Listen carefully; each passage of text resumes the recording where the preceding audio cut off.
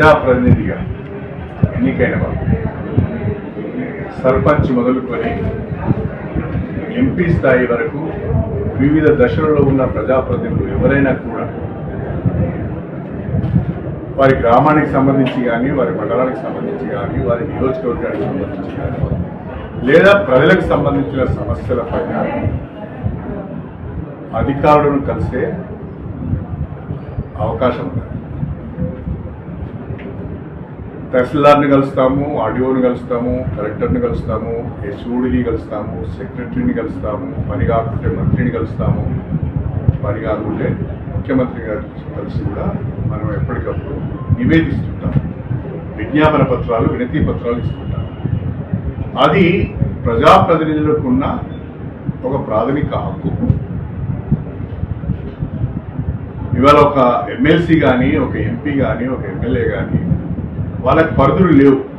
ఎవరి దగ్గరికైనా వెళ్ళొచ్చు, వినతి పత్రం ఇవ్వచ్చు, సమస్య వారికి తీసుకురావచ్చు.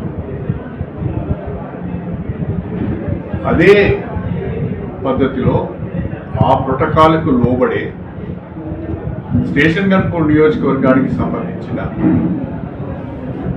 చీపూరు, జీడికల్లు, నవాబ్పేట, మన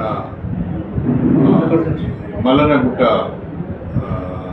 మల్లికుదుర్ల, గట్టుమల్లన్న, తిరుమలనాథ స్వామి టెంపుల్, ఈ 5 దేవాలయాలకు సంబంధించిన చైర్మన్లను కూడా నా వెంట తీసుకొని కమిషనర్ గారు ఎండోమెంట్స్ యొక్క టైం తీసుకొని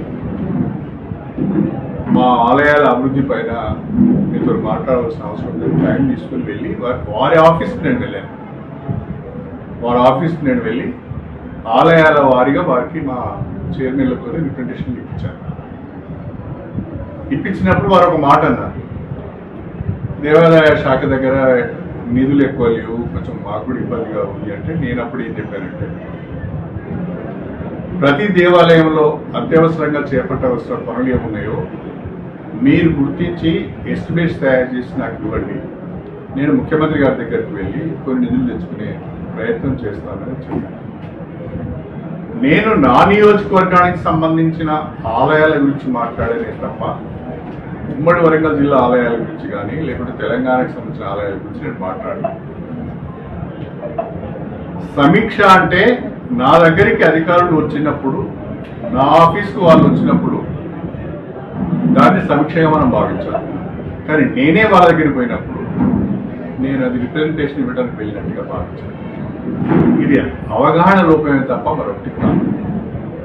సమీక్షకు సమస్యల పైన అధికారుల దగ్గరికి వెళ్ళి వినతి పత్రం ఇవ్వడానికి తేడా చాలా ఉంటుంది.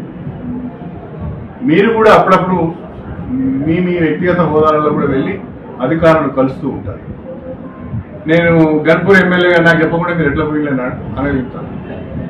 ఒక సర్పంచ్ కానీ, ఒక ఎంపీపీ కానీ, ఒక సింగిల్ విండో చైర్మన్ కానీ, నాకు తెలియకుండా చాలామంది మా మున్సిపల్ చైర్మన్ గారు కానీ ఎవరైనా కూడా వారికి సంబంధించిన సమస్య పైన వారు వెళ్ళి అధికారులు కలిసే అవకాశం ఉంది.